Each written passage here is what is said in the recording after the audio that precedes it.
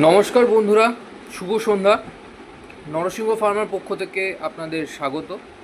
আজকে আমরা কিছু এসটিডি মানে সেক্স ট্রান্সমিটেড ডিজিজ যেগুলো হয় সেগুলো নিয়ে আলোচনা করব।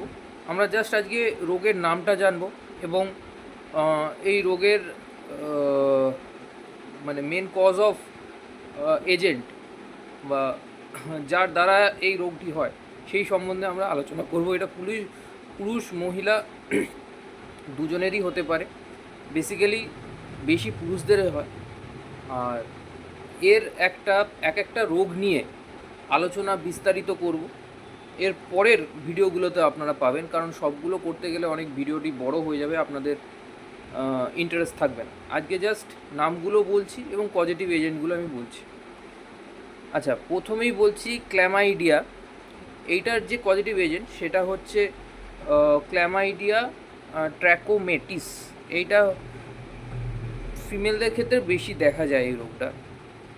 তারপর হচ্ছে গনোরিয়া, এটা পজিটিভ এজেন্ট হচ্ছে নেসেরিয়া গনোরি এটা। আর একটা হচ্ছে না, এরপর হচ্ছে জেনিটাল হারপিস। এটা হারপিস সিমপ্লেক্স ভাইরাস HSV1 আর HSV2, এই দুটো এজেন্ট থাকে। আর হচ্ছে হিউম্যান প্যাপিলোমা ভাইরাস, এইটা হচ্ছে স্কিনে জেনিটাল অর্গানে বেশি হতে পারে, যেটা বাম্পস টাইপের হয়ে যায়। ঠিক আছে, এটা পুরুষদের ক্ষেত্রে এবং মহিলাদের ক্ষেত্রে উভয়ের ক্ষেত্রে দেখতে পাওয়া যায়। এরপর হচ্ছে সিফিলিস হচ্ছে